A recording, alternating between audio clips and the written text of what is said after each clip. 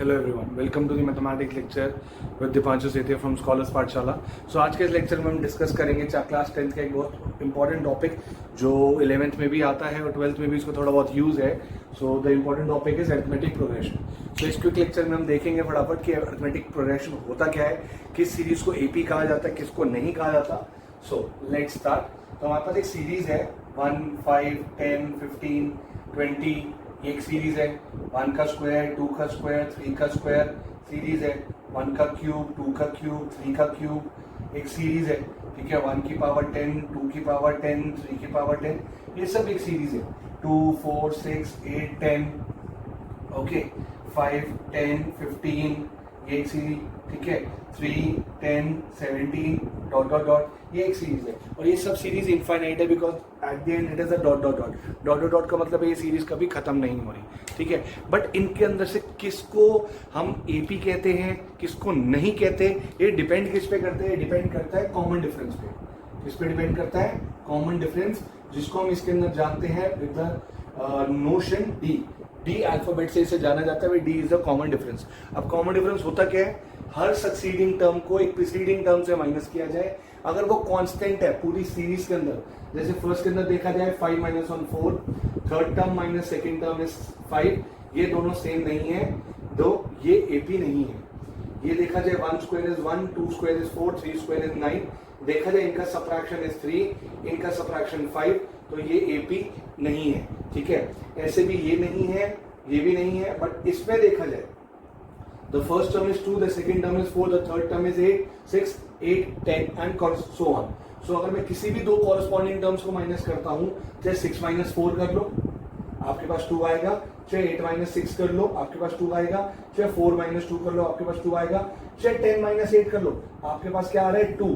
अगर एक common difference है, अगर एक कांस्टेंट डिफरेंस से वो आगे चलती जा रही है तो it is known as an AP. It is known as an AP. एक और ये वाला देखते हैं, इसके अंदर भी कांस्टेंट डिफरेंस है, बिल्कुल है, इसके अंदर भी कांस्टेंट डिफरेंस है, ये भी है। So let's check for this one. √2, 2√3, 3√4, 4√5, क्या ये एपी है? Is this an AP? क्या इसको माइनस करोगे तो कांस्टेंट डिफरेंस आएगा? नहीं। आप चेक भी कर सकते हो, this is not an AP. But if I look at this √2, √8, √16, not √16, √32 I guess, √32, okay, so this is 2, this is 2√2, this is 4√2, मेरे पास बीच में 3√2 भी आना चाहिए, तो 3√2 आएगा √18 बन के। So I need to put one term, तो ये हो गया 3√2। क्या ये एपी है? हाँ, अब ये एपी है, क्योंकि किसी भी दो कांस्टेंट टर्म को माइनस करने में क्या आ रहा है? √2। इसको माइनस करोगे √2, इसको माइनस करोगे √2, सो डी बिकम्स √2। ठीक है, यहां तक अगर आपको समझ आ गया, so one small question for your thinking, क्या ये एपी है? Think and speak. पॉज करके आंसर दिमाग में रखना और फिर अनपॉज करके वापस स्टार्ट करके देखना मेरा आंसर क्या आ रहा है। It is an AP. Yes, it is an AP because D क्या आ रहा है? 0। मैंने आपको क्या बताया था? डी हमेशा क्या होना चाहिए? कांस्टेंट। डी से हमें कोई फर्क नहीं पड़ता, चाहे वो रैशनल हो, इरैशनल हो, इंटीजर हो, पॉजिटिव हो, नेगेटिव हो, कुछ भी हो, चाहे वो फ्रैक्शन में क्यों ना हो, चाहे वो 0 क्यों ना हो, हमारे को डी से कोई फर्क नहीं पड़ता। हमारी first term is known as a, that is the first term. ठीक है, जैसे हमारा कॉमन डिफरेंस है, ऐसी a is the first term. So अगर हम सीरीज को देखें, अगर हम एपी को लिखना चाहें तो एपी को हम कैसे लिख सकते हैं वो एक सेकेंड में देखते हैं। सो एपी को देखते हैं। एपी क्या होती है? A1, A2, A3, A4 dot dot dot AN। Okay, A1 is the first term, A1 is the first term, A2 is the second term, A2 is the second term, A3 is the third term and so on and so on.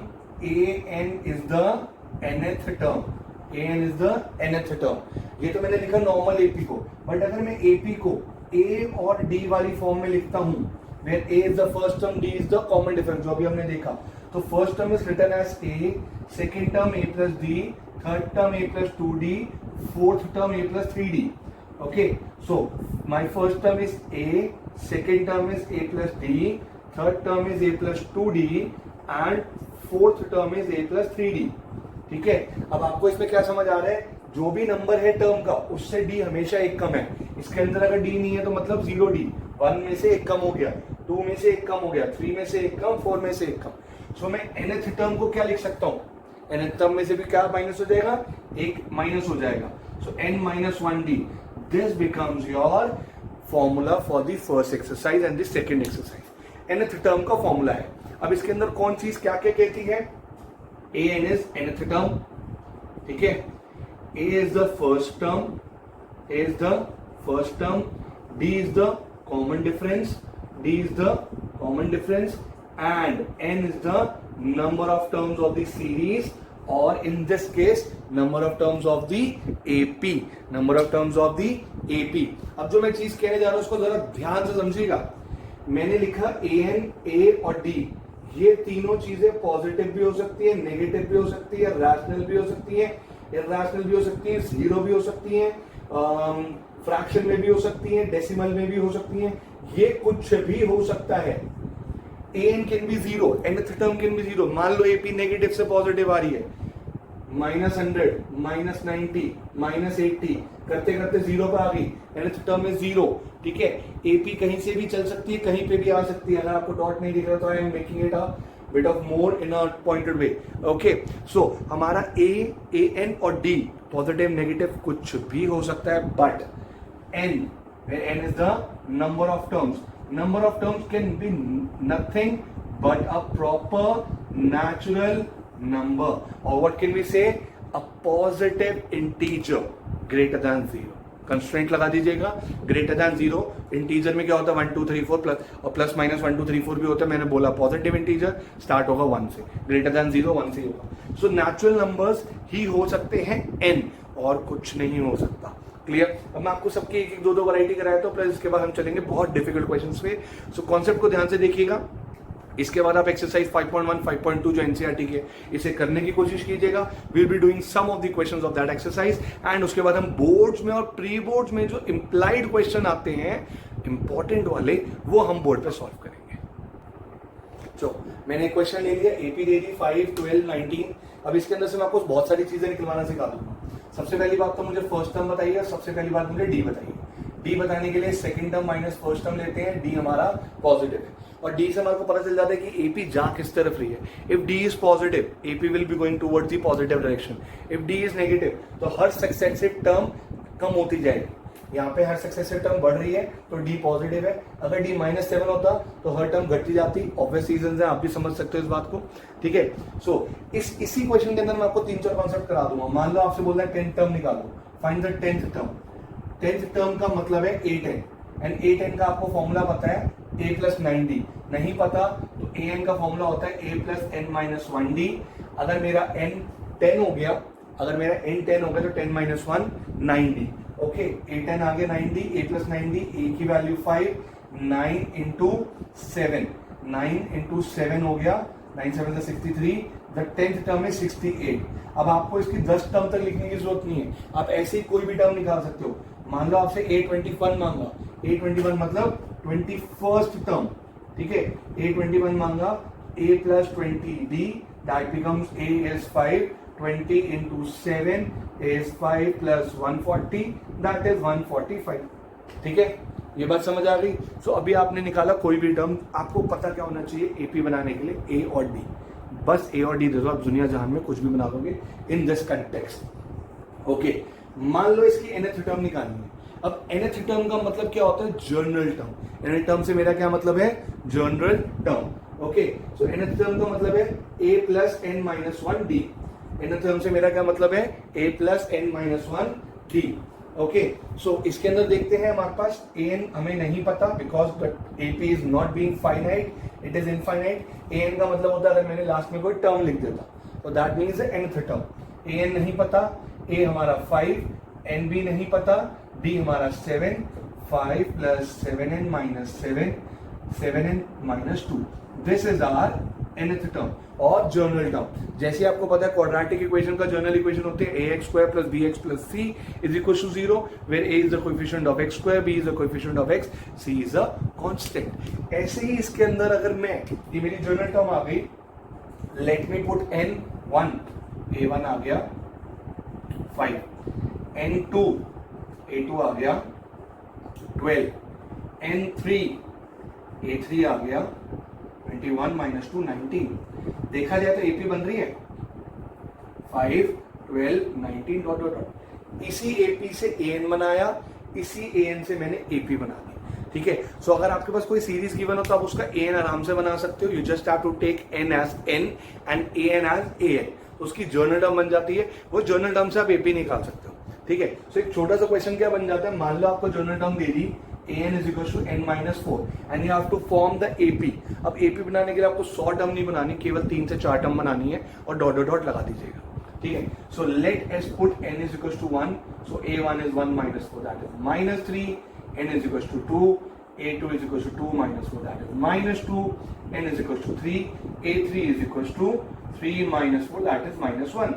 So your AP is minus 3 minus 2 minus 1 dot dot dot. The AP will continue till the infinite thing. समझ आ गई ये बात?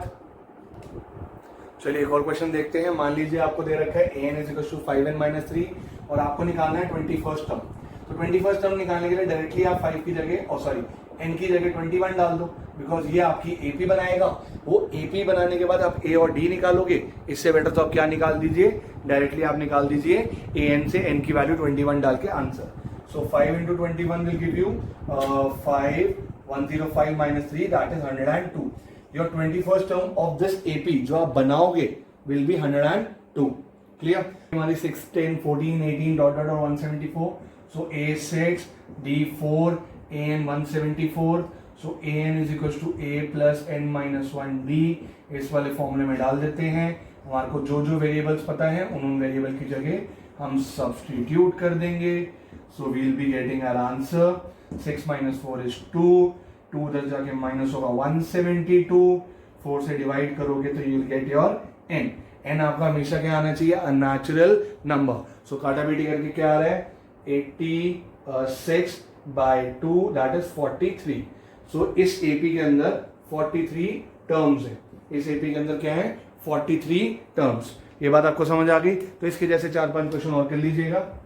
अब इसी AP के अंदर मैं एक आपको बहुत इंपॉर्टेंट क्वेश्चन कराता हूं जो आपके एनसीईआरटी में भी है और आरएस अग्रवाल में भी है, और ये वाला क्वेश्चन पेपर में काफी बार आता है।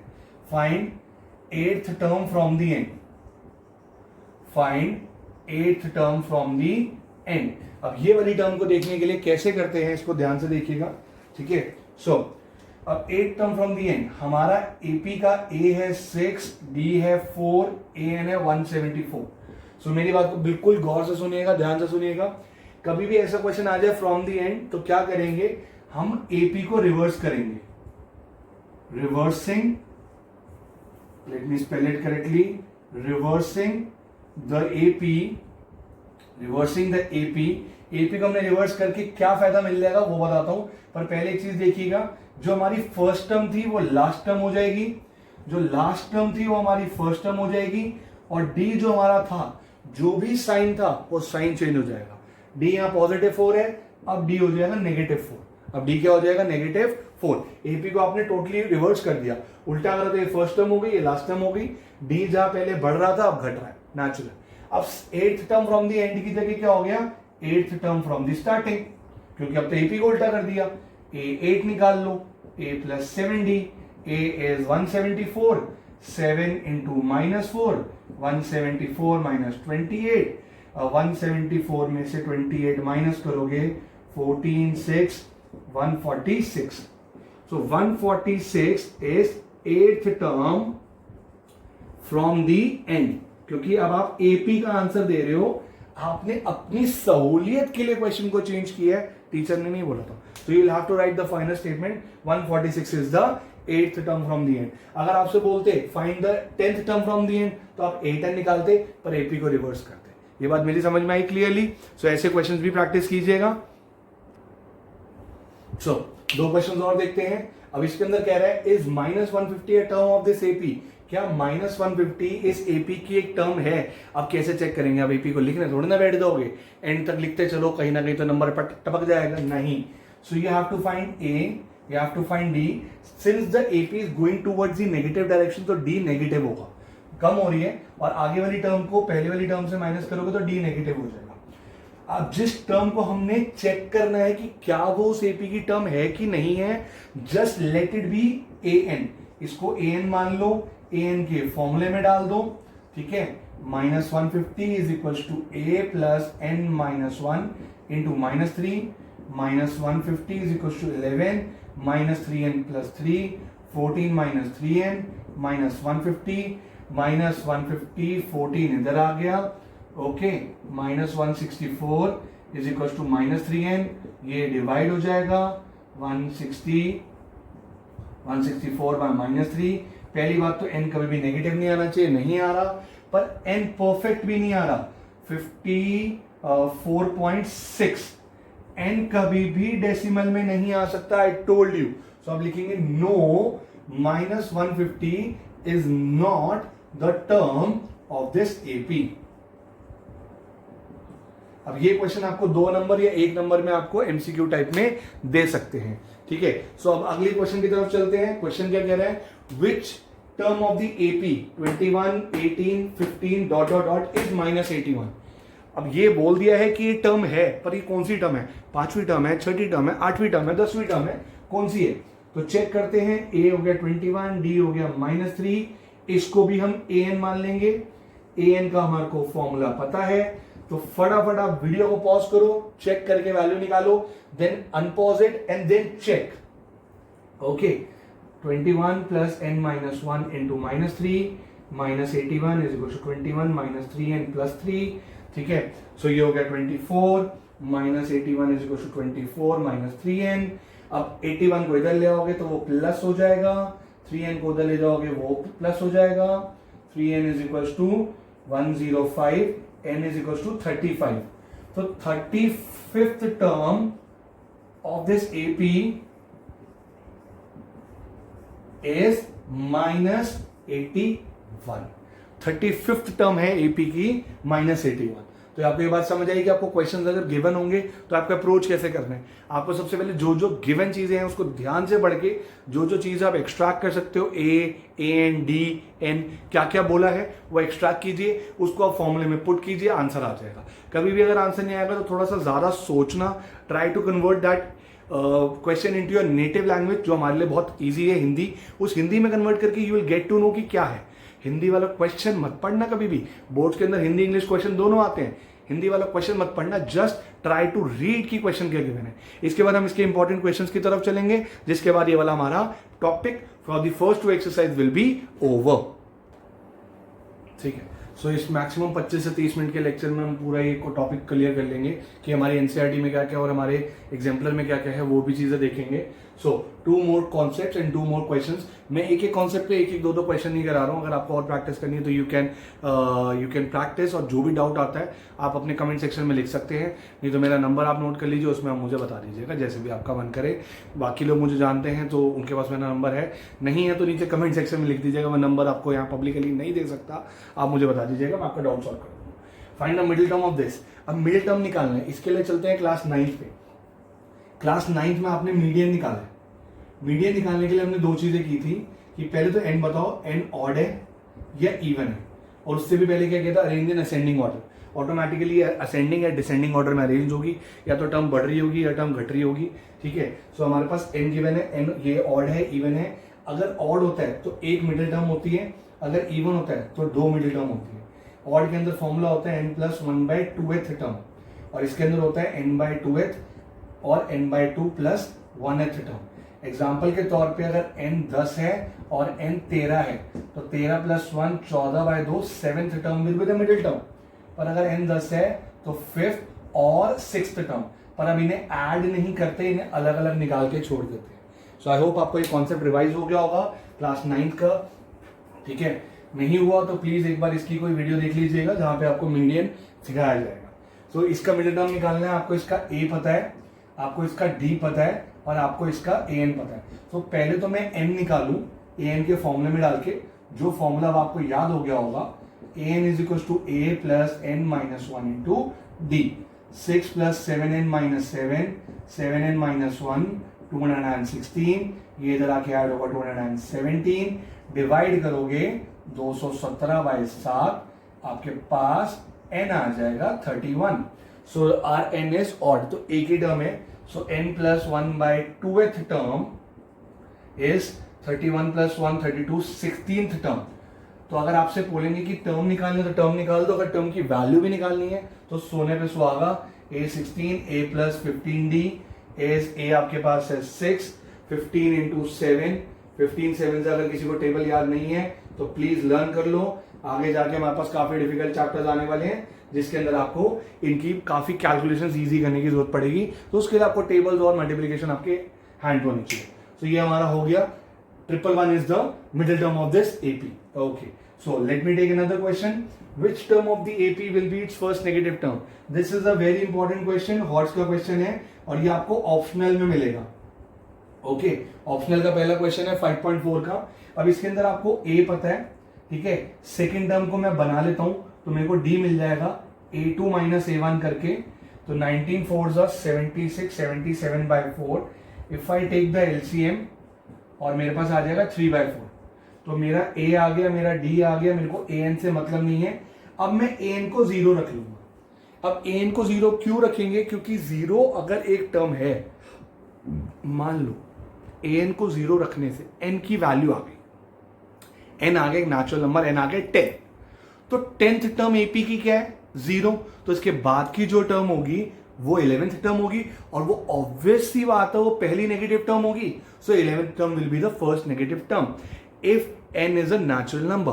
बट अगर n डेसिमल में आता है 15.4, 15.1, तो आप क्या बोलेंगे? इसकी बाद की जो टर्म है 16th टर्म, 15.1 के बाद का जो नेचुरल नंबर आता है दैट इज 16। तो 16th term will be the first negative term for this AP। सो मैंने an को क्या रखा? 0। an is equal to A plus n minus 1 into D, D 3/4। LCM ले लेता हूं, ये हो जाएगा 80 प्लस इसको ओपन कर लिया 3n minus 3 divide by 4 is 0। ये इधर गया 77 plus 3n is equal to 0। Okay, so अच्छा D मेरा नेगेटिव नहीं होना चाहिए था, AP मेरी कम जा रही है। हाँ sorry, my D will be negative, I just made a minor mistake. आप मत कीजिएगा ये चीज, ठीक है। सो 19 1/4 minus 20 is negative 3/4. So an is equals to 0 और an का फॉर्मूला होता है a plus n minus 1 d। तो हमारा ये हो गया an 0, ठीक है। यहाँ तक आपको क्लियर दिख रहा है? हाँ जी बिल्कुल। So a plus n minus 1 into minus 3/4, ठीक है। 0 is equals to LCM ले लिया 80 minus 3n plus 3/4 क्रॉस किया, 83 is equals to 3n।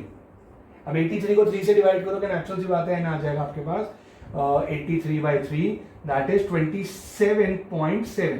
27 3 होता है 81, 27.7। तो मतलब 28th term will be the first negative term. ये बात समझ आई आपको? क्लियरली नोट डाउन कर लीजिए इसको, बहुत इंपॉर्टेंट क्वेश्चन है। सो हमने आपके लिए एक और क्वेश्चन निकाला है। The 17th term of the AP is 5 more than twice the 8th term and if 11th term is 43, find the nth term। तो आपको बेसिकली an निकालना है, ठीक है। ये आपको समझ आ गया। आपको A17 गिवन है, A17 is 5 plus 2 times A8। तो इसको सॉल्व कैसे करेंगे? A plus 16D 5 2 into A plus 7D। अब please don't make this a minor mistake कि पहले 5 plus 2 7 कर दो, ये गधों वाली गलतियां मत कीजिएगा please.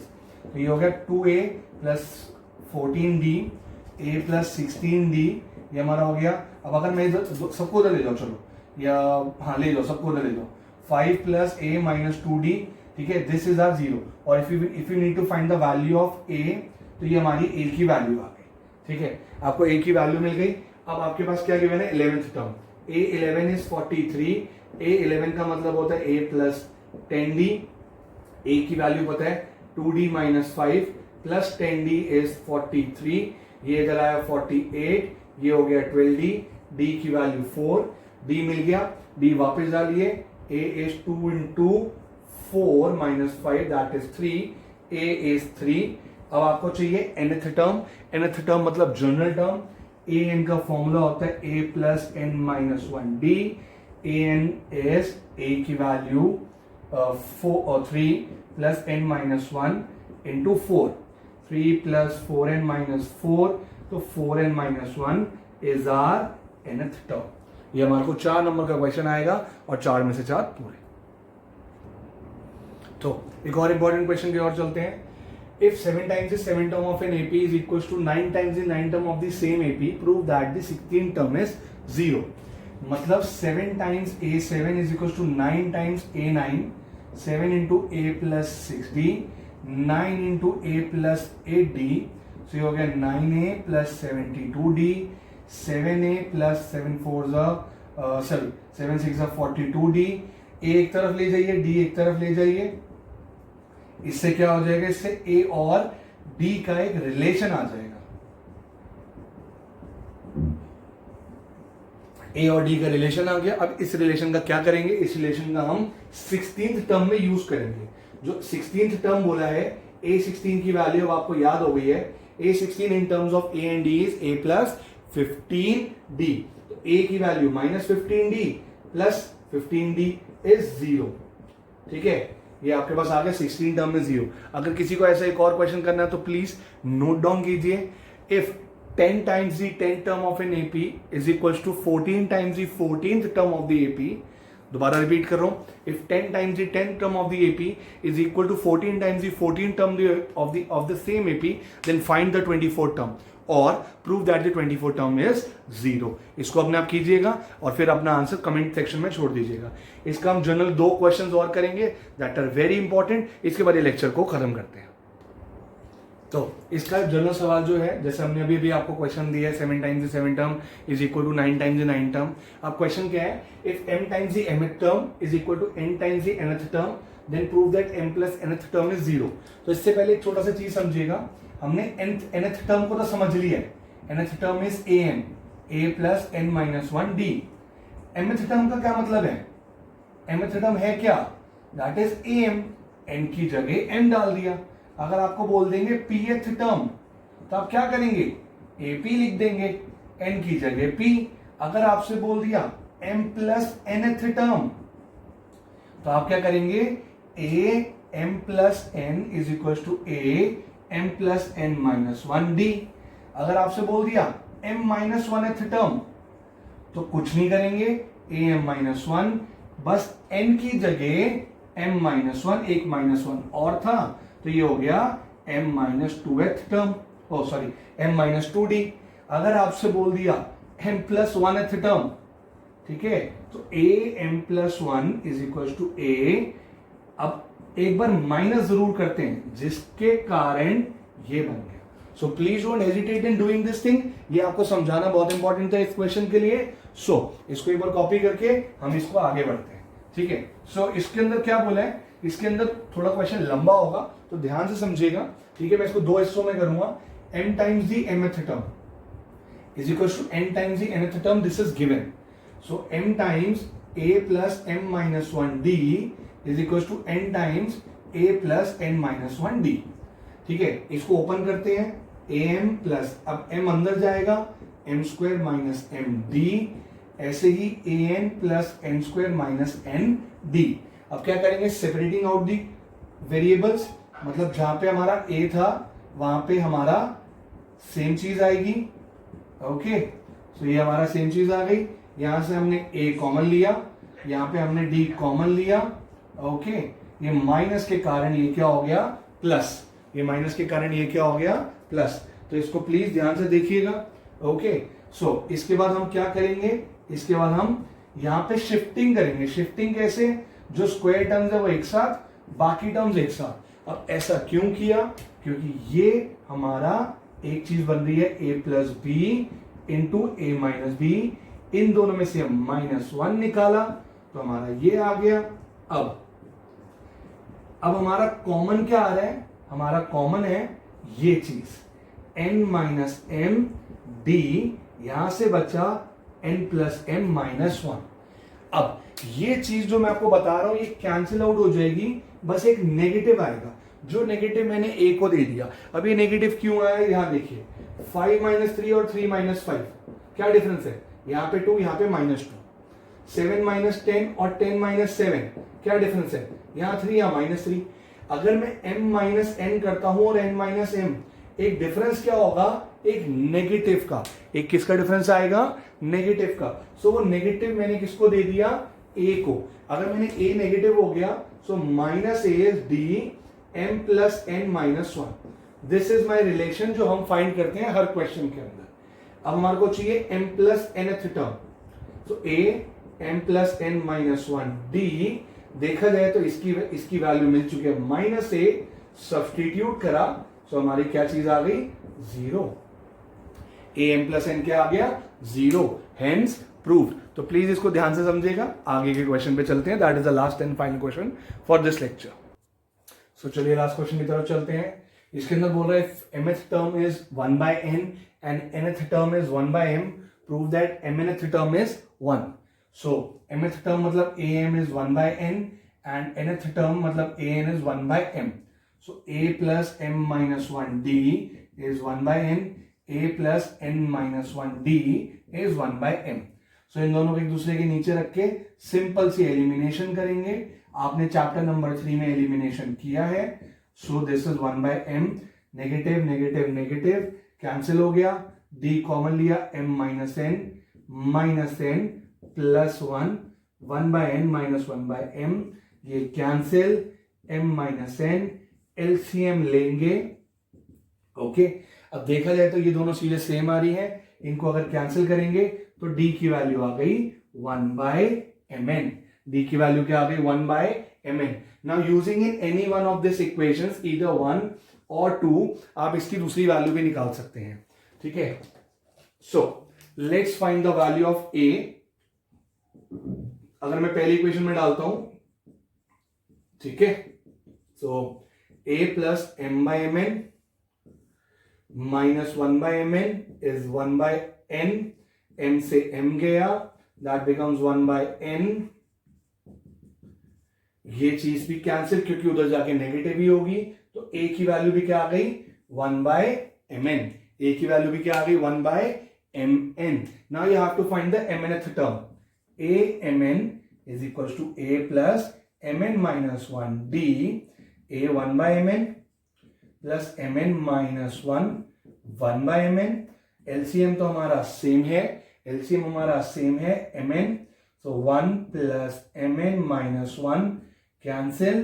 mn by mn is 1. So a mnth term is 1. Hence proved. Clear? This is Dipanshu Sethi signing off from Scholars Pathshala. हस्ता लविस्ता. पढ़ते रहिए, बढ़ते रहिए, मस्त रहिए, स्वस्थ रहिए, घर पे रहिए और अच्छे से पढ़िए. कोई भी डाउट आता तो बिल्कुल पूछिए. सो मिलते हैं अगले लेक्चर में. Bye bye. Take care.